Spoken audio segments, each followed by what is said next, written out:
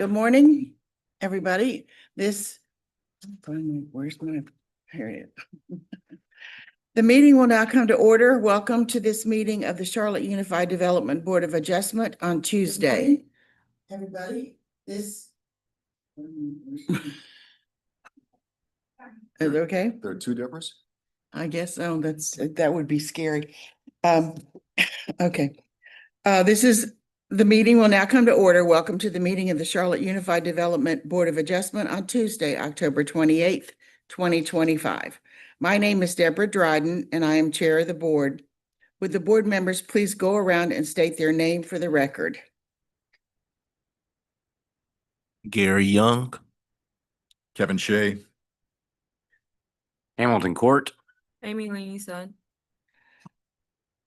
Okay, also present are Solomon Fortune, our zoning administrator, John Kinley, senior project manager, Crystal Monsegur, planner, Kamisha Lampley, clerk to the board, Paige Inman, assistant city attorney, advisor to the board, and Elizabeth Majors, Veritex court reporter. Each of today's hearings is a quasi-judicial evidentiary hearing. That means it is like a court hearing. State law sets specific procedures and rules concerning how this board must make its decision. These rules are different from other types of land use decisions like rezoning cases. The board's discretion is limited.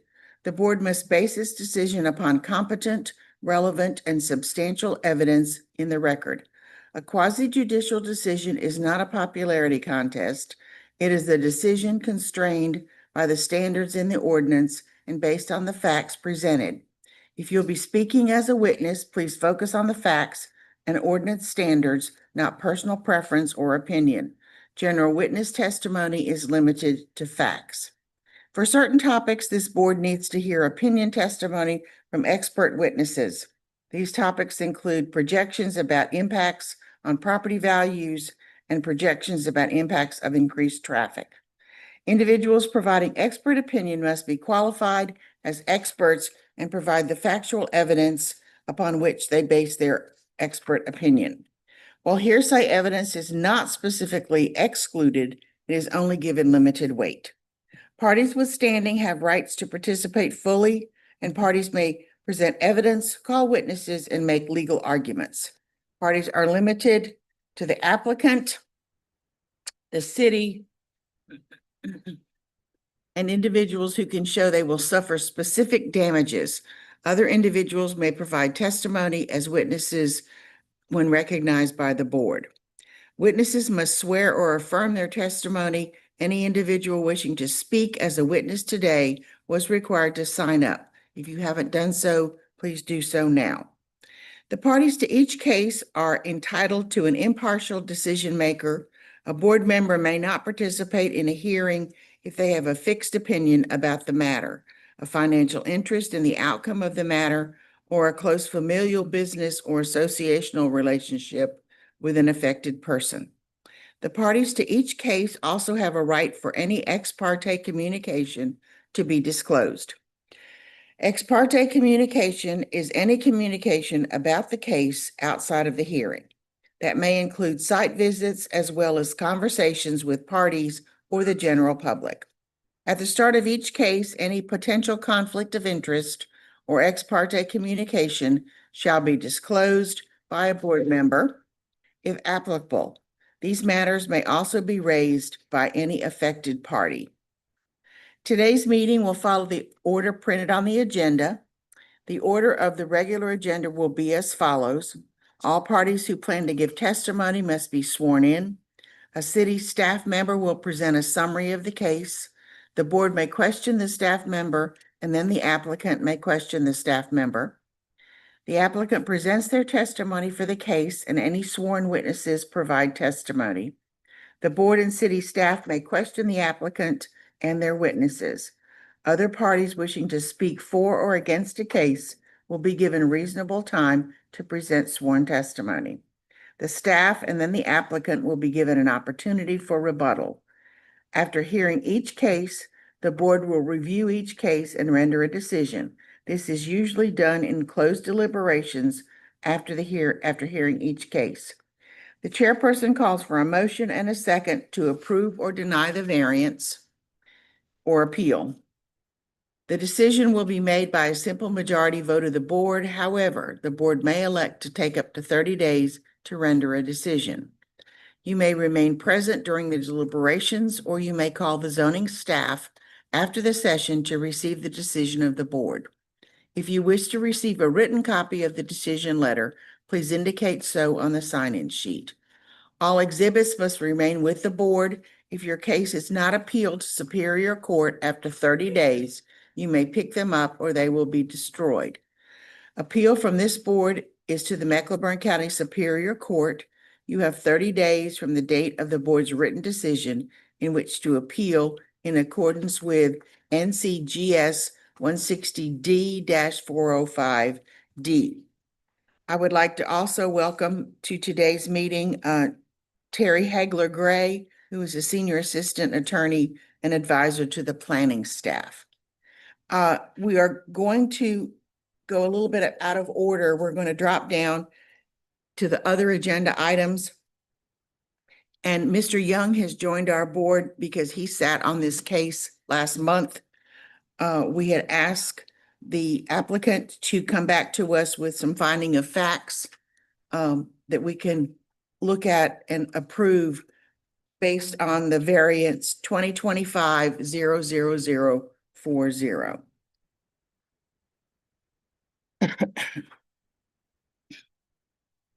So board, if you will, John, do you need to, well, I need to swear everybody in. All right, those of you on the board, if you would, at this time, I administer the oath for the individuals or for the board, for the staff. So John and anybody else going to speak?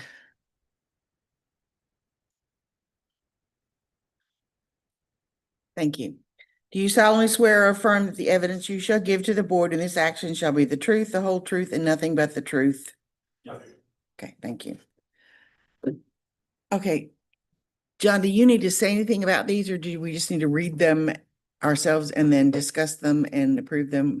No, just view them and. Okay. If you have any changes, obviously I can discuss those and then vote on them. Okay. So board, take a minute to let's read over these.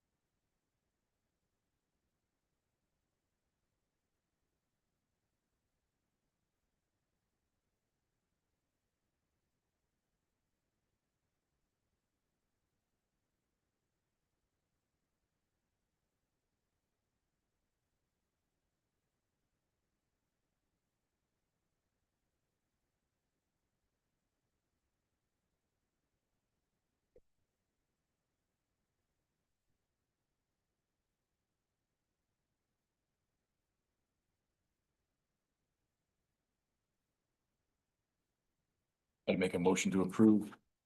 Okay, Court second. right. Mr. Shea. Mr. Court. Okay, Mr. Young, Young, no. Mr. Shea, Shay, yes. Mr. Court, Court, yes. Ms. Sun, No. Dryden, yes. So the variance was approved and we have adopted the finding of facts and conclusions of law as presented. Are we okay, Ms. Inman? Yes. Thank you. Okay. Thank you very much.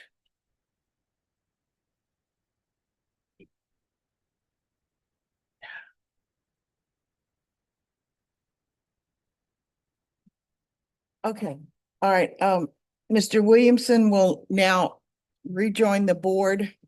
Thank you, Mr. Young, for your participation this morning.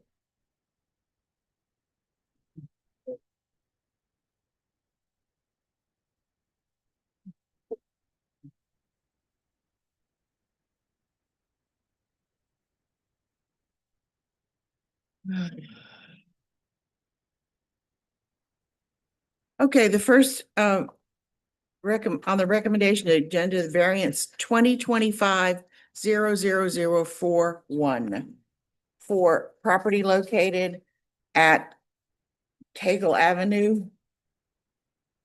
Zero Cagle Avenue. Owned by Mecklenburg County.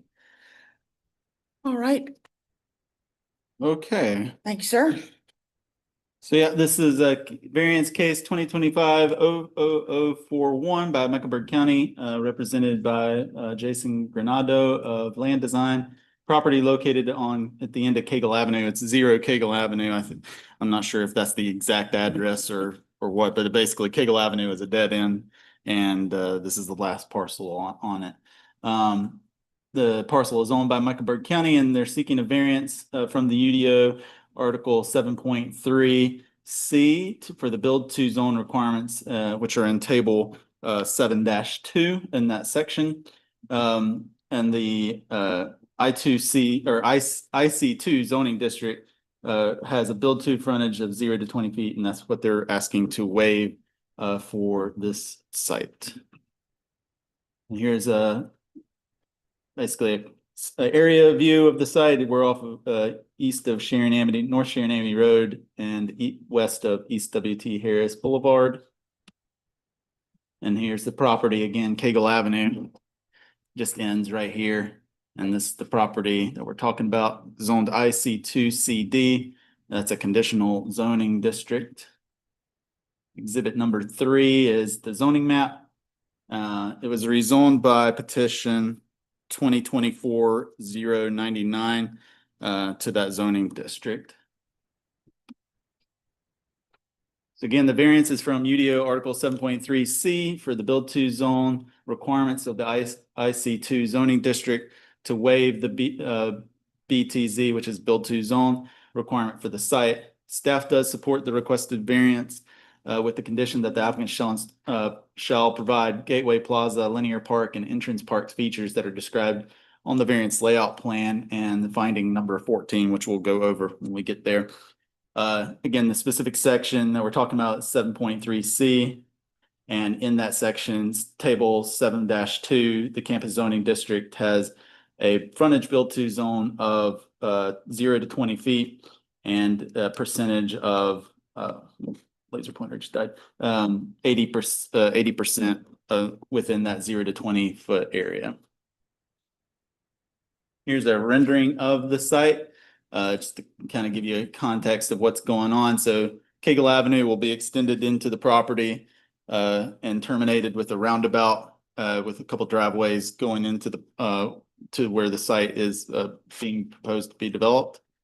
And next slide is exhibit number 6, shows the site plan for the property. And you can see there's basically 2 streams with a series of wetlands that run along the north or north-south along the eastern property line and kind of western third of the property. And then we have railroad tracks on the bottom side of the property. And then you can see the extension of Cagle Avenue coming in and terminating in between the 2 ends of the stream.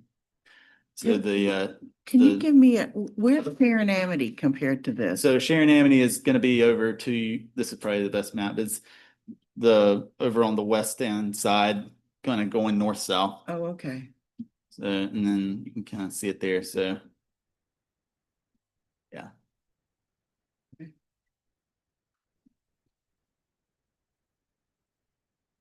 Okay. So they're proposing a new building on the property with the associated parking, and due to the way the streams are coming in and the wetlands, it kind of creates this wedge area off of this roundabout. So it's pretty difficult to meet the 0 to 20 foot build to zone frontage with the the way the property is restricted by the wetlands features on it and creates this wedge. And so already hard enough to meet build to frontage requirements on a roundabout, and then you couple that with these other features, environmental features, and it does create a issue for trying to get the building up onto that frontage essentially. And if you remember from our case last week, build to zone frontage means that the building has to be built up to the street within that 0 to 20-foot distance. So that's what's required here, and that's what's shaded in the purple hatching is the area where the building would have to have frontage on the road in order to meet the requirements. So as an alternative, they've pushed the building further back where they have more room on the property to work with. And so as an alternative, they are proposing this gateway plaza, linear park, and entrance park features, which are highlighted in that kind of orangish color up at the roundabout, green running down on either side of the driveway, and then yellow in front of the building is the entrance part. And we'll go over the details of what each of those are as we go further along. In exhibit number 8, it's environmental features. These are some maps that were provided by the applicant from Aquatic Resources sketch map, and it shows that there's potential wetlands and wetlands along both streams, and they also have post-construction stormwater buffers along them as well. And you can also see the topography of the site, basically a ridge running down the middle of the property, and that's where the most developable property, part of the property is located. And next slide is standards for granted variance. And I'll give you a minute to read over those before we continue if you want to read over the findings.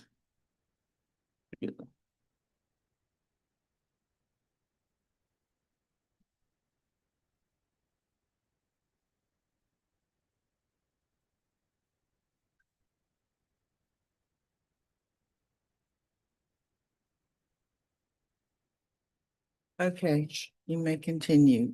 Joe, may I add? Oh, John. The Gateway Plaza, you can call that the entrance.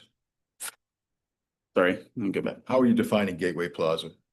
So Gateway Plaza is just that's just what they called it. It's just an area close to the roundabout that has the features that they've specified there. They do provide a bit of a definition. It says Gateway Plaza creates a defined threshold and visual anchor at the site's primary entrance, providing welcoming public interface between the street and building. It blends hardscape, landscape, and seating elements to encourage gathering and orientation while maintaining an active frontage. The plaza's geometry and materials reinforce the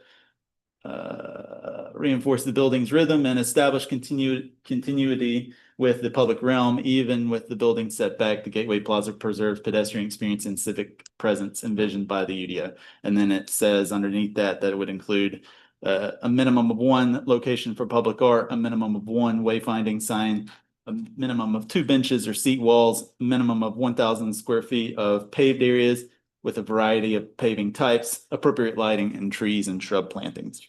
Thank you. And similar language for each of the other two areas, linear park, a minimum of 18,000 square feet in the green, containing a mixture of 10-foot wide pathways, 4 benches, contemporary entrance colonnade, lawn areas, tree-lined pathways, and illuminated pathways. And then the entrance park or healing garden, a minimum of 22,000 square feet. And it would have a minimum of 1,000 square feet of paved areas with a variety of paving types, minimum of 4 benches or seat walls, a location for public art, wayfinding signs, and trees and shrub plantings as well. And what is the purpose of this building?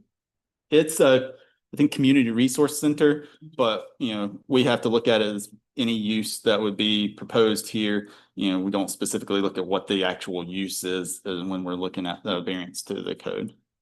And so the building would basically be in the gray area. Yes. Correct? Okay. Yeah, the dark gray would be the building, and then the parking light gray, and then they have these kind of outdoor amenity features along between that and the public street. All right, shall I continue? Yep. All right.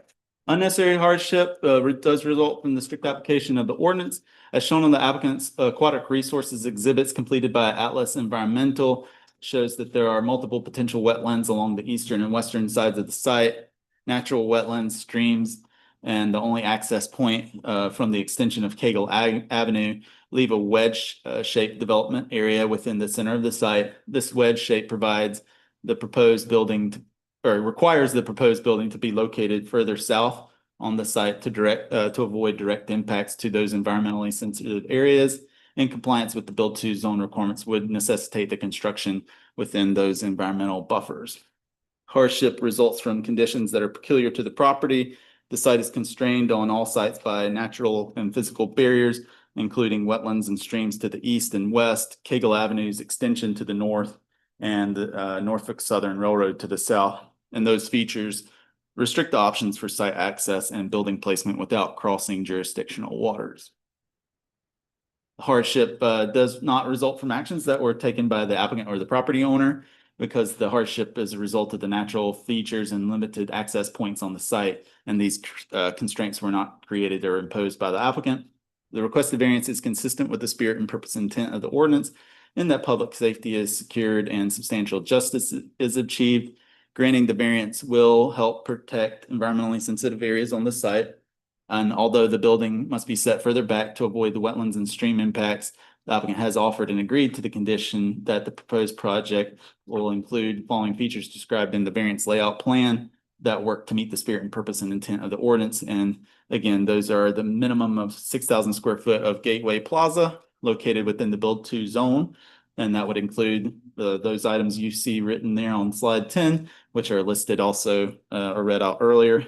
And then a minimum of 18,000 square feet for linear park located between the Gateway Plaza and the building, and including the items that are listed again on slide 10 and on their layout plan. And then a minimum of 22,000 square feet of entrance park located between the parking area and the building, and will include the items listed on slide 10 and on their layout plan. And that concludes our presentation. There's a sign at the end of Cagle Avenue, and I'll take any questions if you have them. Tell me where does Cagle Avenue come out? What's the other end of it? Did it abuts what? Sharon Amity. Sharon Amity, okay. Yeah.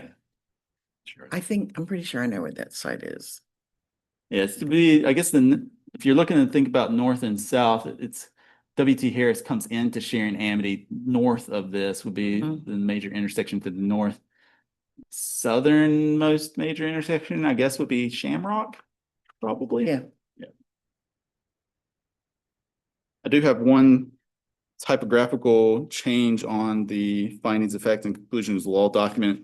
Just the case number is 2024. That should be 2025.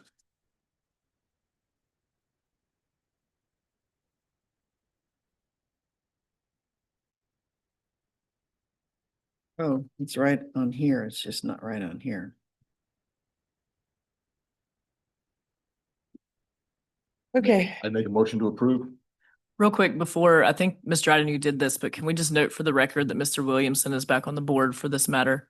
I said that, but we can say it Okay, again. I just wanted to make sure. Okay, yes, for the record, Mr. Williamson, you want to introduce yourself? Marshall Williamson. Has rejoined the board, for this case. And continuing on with the next case. And we thank Mr. Young for his service with the board. All right, so Mr. Shea has made a motion to approve this. Do I hear a second? Can we clarify whether that's with the condition? Yes, I knew you were gonna say that, so I was gonna say. I make a motion to approve the variance with the conditions as outlined in number 14 on the findings of fact. Good, okay.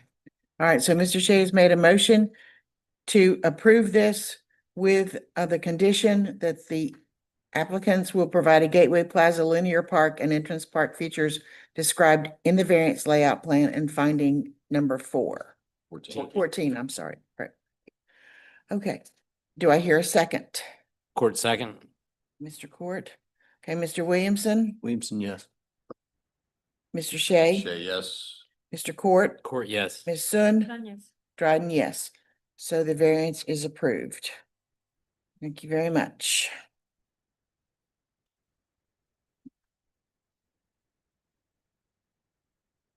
All right, we continue with variance number 2020. Findings of fact. Oh, I'm sorry. Lord, where am my brain today? I apologize, people. All right, we need to approve the finding of facts and conclusions of law.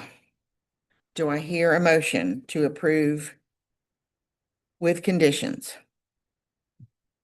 I make a motion to approve the findings of fact with a change to case number from 2024 to 2025 -00041. Okay, Court, second. okay, thank you, Mr. Shea, Mr. Court. All right, Mr. Williamson, Williamson, yes. Mr. Shea, Shay, yes. Mr. Court, Court, yes. Ms. Sun, Yes. and Dryden, yes. So we have approved the finding of facts and conclusions of law with the change of the case number.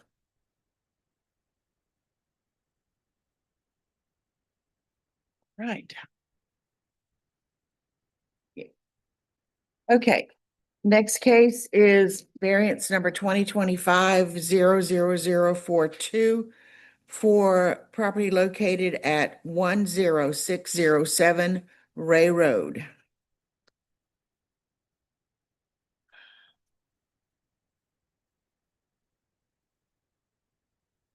Okay, we'll give Kenesha just 2 minutes to get those tests out. There you go.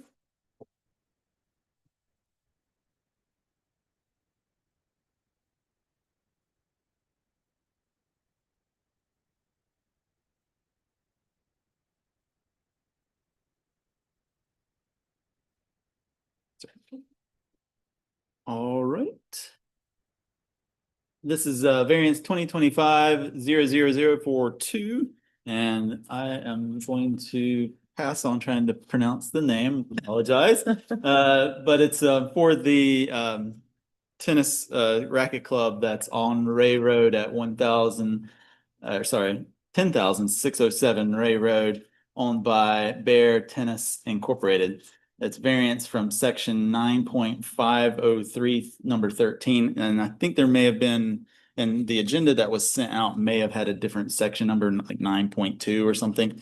But this is the section. This is from the legacy zoning ordinance from 2004, because this property is conditionally zoned institutional CD from by petition 2004-051. So it's basically that's when the property and the rezoning was approved and developed. So it basically locks them into that legacy zoning ordinance from that time period. So section 9.503 of the 2004 legacy zoning ordinance is what we're looking at, and it's to reduce the separation distance requirement between single family zoning and or use and outdoor recreation uses from 100 feet to 50 feet for a distance of approximately 440 feet along the northern property line.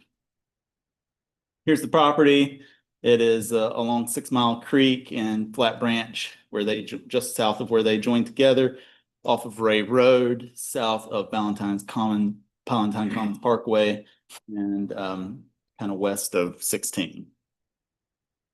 Exhibit number 2 is the zoning map. Shows that the property is zoned institutional conditional. Exhibit 3 is an aerial map, shows the existing development on the property. Again, it's mostly tennis courts, and they've got a couple covered facilities as well, and a building, clubhouse building. And the rest of the property, as you can see, is wooded. And the residential property, it's kind of hard to tell from here, but the residential property that we're talking about is this property up here, which is actually, well, we go here. You can see these are multiple buildings. It's multifamily. I'm not sure to what degree they are, but like it's like some kind of, I don't know if they call them garden style apartments or what they'd be called, but it is multifamily. And again, the separation from 9.503 is between single-family use or zoning and its outdoor recreation uses are separated from that by 100 feet or 50 feet for a distance of approximately 440 feet along the northern property line. Applicant has offered and agreed to condition that the variance will only apply to that 440 linear feet along the northern property line as shown on their variance exhibit, which I'll show you in a minute. And basically it says, no outdoor recreation facilities such as swimming pools, tennis courts, picnic shelters, etc., shall be located within 100 feet of any lot located in a residential district, not just single-family residential district, or adjoining residential use. However, outdoor recreational facilities located on the interior portion of a planned development may be located within 20 feet of adjacent lots within a planned development. So essentially, that allows for outdoor recreational type uses to be within a planned subdivision. But if it's separate as a separate entity, then they have to be separated from those surrounding residential uses by this 100-foot distance. John, forgive me, you keep going between single family and residential district. If there were single family, that's not single family, it's residential, it's Right. multifamily. The code requirement is actually residential district. residential. This is wrong. Okay. It should say residential. Thank you. Apologize. Does it say that? Oh, yeah, it does. Yeah, say the that. actual No. code section is this here on the bottom part of slide 4. Thank you. So what exactly do they want to build on this? So the proposal is to have, good question, great segue into my next slide. Oh, thank you. Uh, Go, John. So what they're wanting to do is they're proposing 4 new outdoor tennis courts to be added into this area that's outlined in blue. And then that would be connected by just a simple pedestrian pathway to the rest of the facility. And you can see on this laser pointer stuff working again. Well, this is really hard to see, but anyway, north of that area is wetlands. And this is all wetlands. So the wetlands are this area that's got the little dots on it. So you can see where they're proposing to build the tennis courts is a little area that doesn't have wetlands on it. So that's the area where they were hoping to be able to build that, but about a third of that is within the separation requirement distance. So there's a couple of different lines on here. You've got the property line, which is the far northern line that runs kind of at the angle. Then you have their side yard setback, which is the second line coming down from the top of the page. And then you have the proposed 50-foot separation here, which is that line with the red dash on it, which is also aligns with the 50-foot buffer requirement that's required for non-residential uses, budding residential uses. And then you have this line, which is the 100-foot separation. So that 100-foot separation comes to about a third or half or so of that area that's potentially developable. So that's why they are asking to reduce that separation to 50 feet to give them a bit more space within the area that they can put in these proposed tennis courts. Are they proposing any kind of buffer between that and the residential area? It's already required. There's It's a already 50-foot required buffer, and that's already there and existing because, they had to put it in when they There's developed one the of property. those residential people who have complained about this, or? We haven't received anything, no. All right. And I don't believe there's anyone here. Because that residential area would be to the top of that red line, correct? Yes, if you go back to the aerial, the area where this battery has died in the laser pointer, I apologize. The where that northern building. Yeah, the little- that you are- yeah. You are sharing is, that's about just south of that, it's about where the sports. But again, you would have 50-foot of basically landscape Mhm. buffer that would be remaining. Even after this reduction. So compared to the standard that's in the UDOs, the current standard for outdoor recreation facilities is that they shall be separated by 50 feet from the closest edge of any active use or component to the nearest lot line. So the proposal is kind of consistent with what the current standards are for this type of use. Again, here's a zoom. Well, I could have pointed to this one. I forgot I had put this in there. It's a zoomed in view of the site plan. Again, you have the property line here. Mm-hmm. side setback there. 50-foot buffer separation, which supersedes the side yard, and then the standard from the old ordinance. Oh, I see, the old ordinance, okay.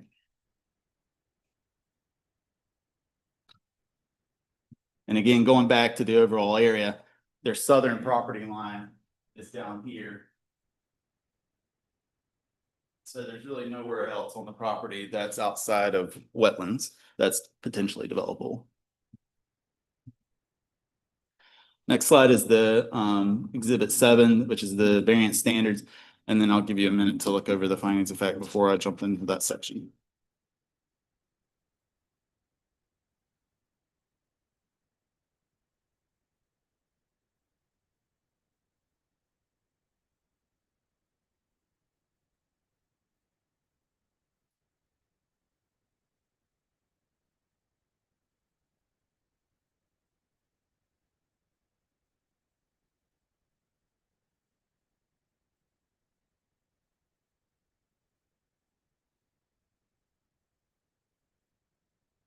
This is worded a little differently than that. Just, Yeah, I'm gonna have a couple typos to change. well, no, I mean, it just unnecessary hardship would result. This one says the hardship results from, I mean, it's okay. It's just a little worded a little differently, is it not?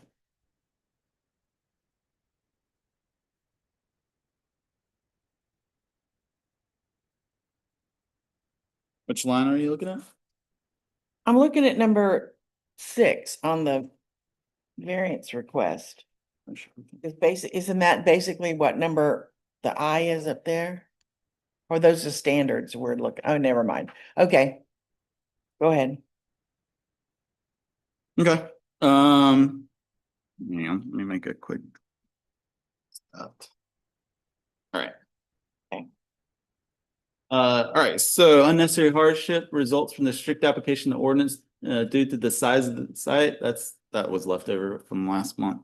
The unnecessary hardship results from the strict application of the ordinance because due to the floodplain and wetland locations, existing site facilities, there is limited developable area on the property. The 100-foot separation requirement further limits the site's developable area for the proposed additional courts. The hardship results from conditions that are peculiar to the property because as shown on the applicant's variance exhibit, the majority of the property is covered by wetlands and floodplain, and there is an area along the north side of the site outside of the flood zone and wetlands. However, over a third of that area is within that 100-foot separation distance. Hardship does not result from actions that are taken by the applicant or the property owner. Hardship results from environmental features on the site, existing site facilities, and 100-foot separation that limit the developable area of the site. And the requested variance is consistent with the spirit, purpose, and intent of the ordinance, in that public safety is secured and substantial justice is achieved. The UDO requires a 50-foot separation between outdoor recreation uses and the parcel's lot line, and the variance would allow outdoor recreation uses in a location consistent with the current standards. The areas within the proposed 50-foot separation is wooded, and the existing 50-foot Class C landscape buffer would remain in place. And the applicant has offered and agreed to condition that the variance will apply only to the approximate 440-foot linear feet along the northern property line as shown in the variance exhibit. And again, that's indicated by the red dashed line on the variance plan. And granted, the variance will allow the placement of proposed courts in an area outside of the environmental sensitive areas, reducing potential environmental impacts. And granting the variance would not adversely affect adjacent properties, and granting the variance will not alter the essential character of the neighborhood. And I will, in the slide, with my picture of the slide there, or the sign at the entrance, and take any questions if you have them. I do have, so type change and request on the request line. Again, that should strike out single family zoning and replace it with residential zoning or use instead of single family. Under the request line on the first sheet. So it'll now read the variance from section. Still 503, it's just instead of single family residential or single family Reduce zoning, it should separation distance between residential family zoning, residential zoning. just residential zoning. Yeah. Okay. And then I think that's the only change that I had seen. With a condition, only applies to the approximate. Okay. All right, thank you. Any questions for John? Is there any opposition? So there's someone here, I think we need to clarify whether or not that she wants to speak. Did she sign in? No. I mean, Would you like to speak? do you want to address the board? Yeah. Okay, If you will, just put your name and, we probably need to the pull sign-in this. sheet there and then indicate whether or not you're speaking. So we need to take this off the recommendation Recommendations. items so that the applicant has an opportunity to respond. Yes, we need to take this off the recommended agenda and place it on the regular agenda. We could have a motion for that. Court moved to remove from the recommendation agenda and include it in the regular agenda. Do I hear a second? Williamson, second. Thank you very much. Ms. Sun? Sun, yes. Mr. Court? Court, yes. Mr. Shea? Say yes. Mr. Williamson? Williamson, yes. And Dryden, yes. So we have removed variance number 2025-00042 from the recommendation agenda to the regular agenda.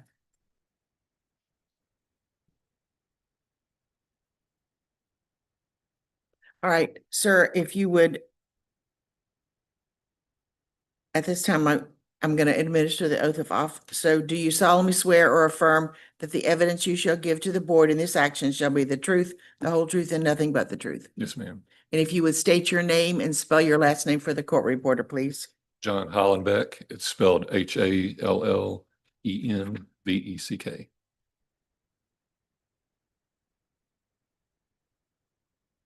Okay, Mr. Hallenbeck, you may proceed. Okay, well, the John's pretty much described everything, but this was a result of the facts of the wetlands and the current ordinance only requiring 50 feet for that buffer and setback. So the owner wanted to try to get this variance approved to meet even though we're not under the current ordinance, it would comply with the current ordinance. And the courts in that case would not be any closer to the residential than is currently required. Okay. Any questions? All right, thank you, Mr. Hallenbeck. Thank you. Appreciate that. All right, ma'am, did you want to speak? Okay, if you would come and have a seat, please. Do you solemnly swear or affirm that the evidence you shall give to the board in this action shall be the truth, the whole truth, and nothing but the truth? Yes, And if you would state your name and spell it for the court reporter, please. sure. My name is Carolyn Harvey Reeves Bay, CarolynHarvey hyphen REAVES hyphen BEY. Did you get that? Okay, all right, thank you. You may proceed. Okay, I live right there. Well, first of all, thank you for having me speak at the last minute. My neighbors unfortunately couldn't be here today because they're all working. So I am here because I don't know much about planning and things like that. However, when the chart was shown, my neighbor and my neighbor across the street, we live right on the corner of Linda High Lane and Ray. Looking at this photo here, it seems like it's going to be so far, like almost in my yard when I looked at the plan here. So I understand also that it will bring the value of our property down. So I have a real concern about that.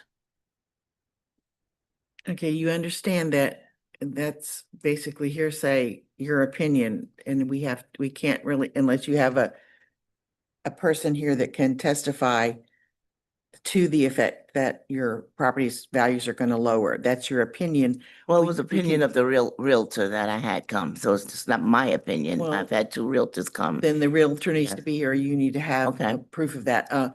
We can take it under advisement, but it can't be the total reason that we make a decision. I'm I just under- letting you okay. know, okay? All Yeah, right. Go ahead. Okay, well, basically that is it. If you're saying to me that, that's basically hearsay, then I have to go on that because I'm looking at the picture and it's not hearsay to me, it's what I see on the screen. Okay. So All that's right. all I have. So John, do you have another? Can we locate the residents? Yeah, can you locate the residents, John, or? I didn't catch the street. I'm sorry. Your corner of Ray and It's across the street, John. Go back to the aerial. I'm right across the street. Yes. Okay, all right, we're gonna try to locate it. Thank you. Okay, thank you. Oh, just sit there a minute. Okay. Oh, there's. So. Right, yeah, you're probably gonna have to go with this one, John.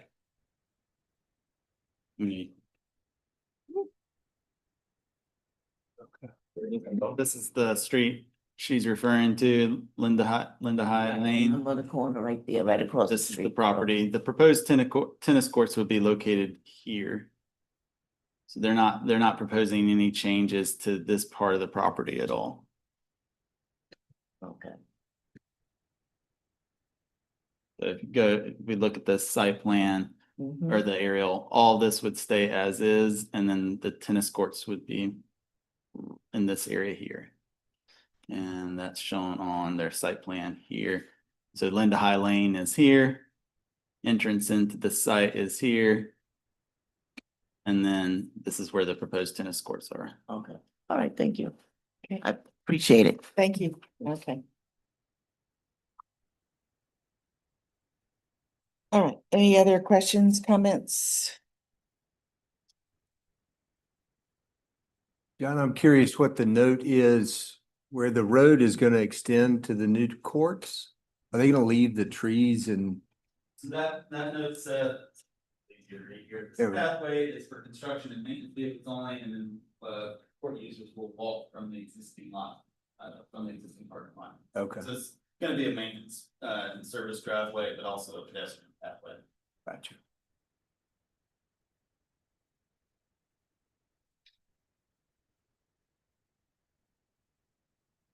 Any other questions? Or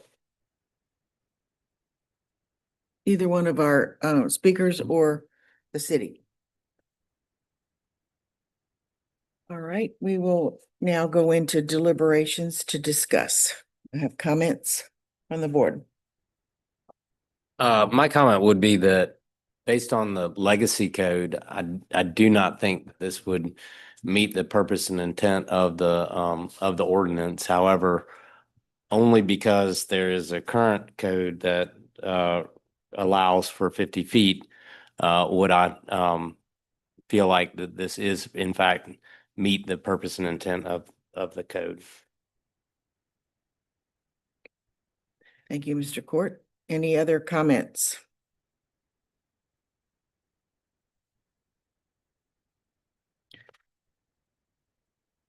I tend to agree with Mr. Court. Legacy, yes, it doesn't fit, but under the new code, if they brought it today, then we would be approving it because it's or probably not even be here because it's within the 50-foot. Since we had no one to speak for the abutting development where it's going to be, the residential that's behind it. If there's no change to the front entrance at all, then I'm inclined to approve this variance. Any other comments? Or a motion to approve with conditions? And the condition being that it only applies to the approximately 440 feet along the northern site boundary indicated by the red dash lines on the variance plan exhibit.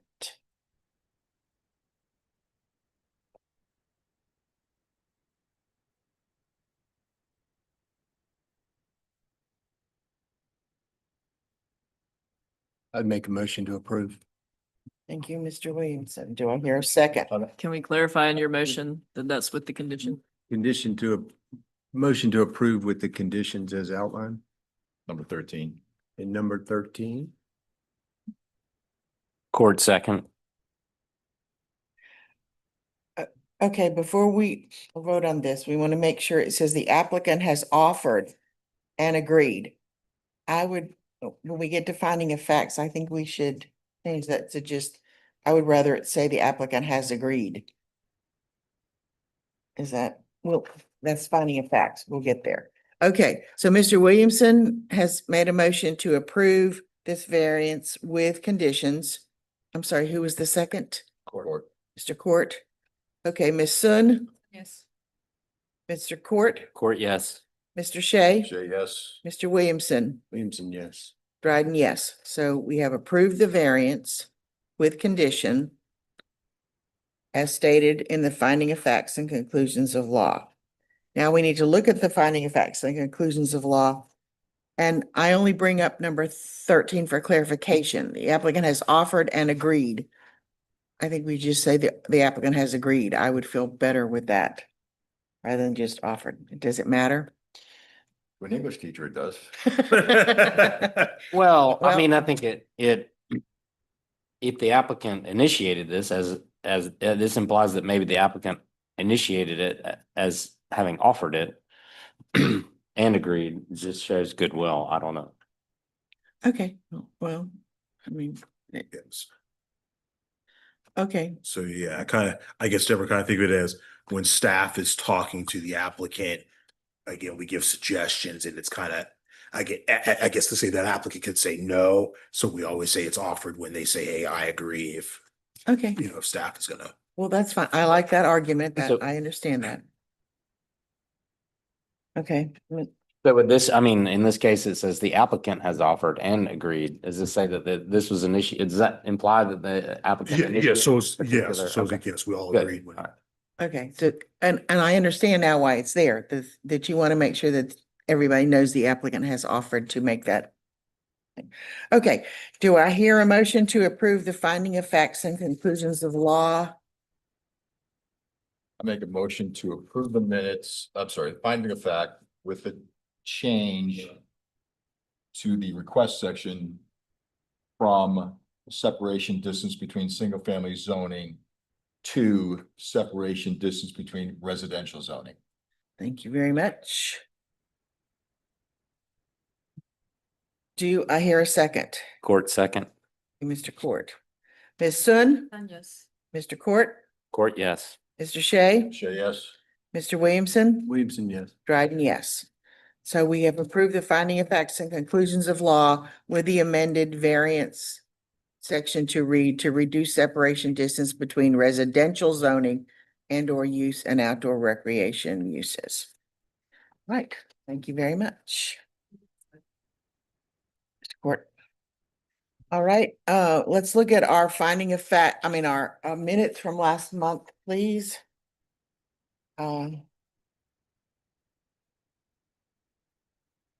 I've reviewed these. Okay, Make a motion to approve the minutes.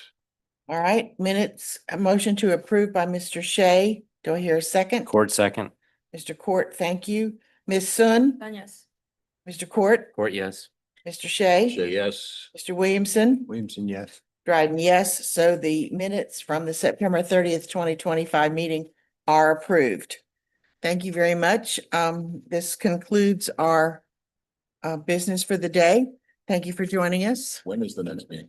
We decided. No, we have decided, but we need to clarify. John, can you give us again the dates for One meeting.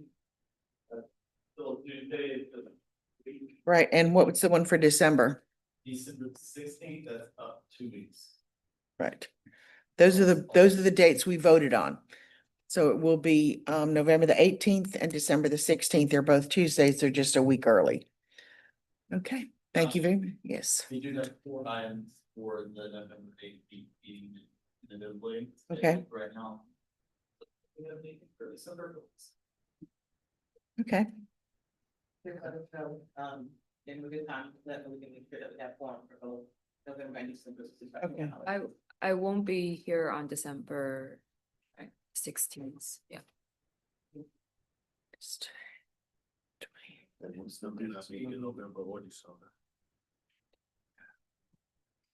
I'm gonna have a problem with the 18th until after 11.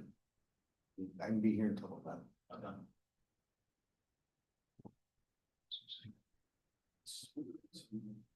So if we have any, what it sounds like I'm hearing this week, Wilson alternate, right? So, what I'm hearing is, it sounds like we'll be down to 4 members here after you leave on the 18th. So we probably want to think about any regular agenda items to first, so that, you know, we have full board for any. Right. potentially cases that would have office. And then recommendation items would be later once we're down the board. I would agree with that recommendation since Mr.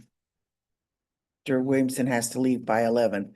So what we are proposing is that we'll handle with the regular agenda items, variances or appeals first, and then we'll come back to the recommendation agenda. Because that there's with 4 people that they would probably approve of that. But again, the person who appeals has the right to say, I want a full board. Depends on who the lawyer is. Okay.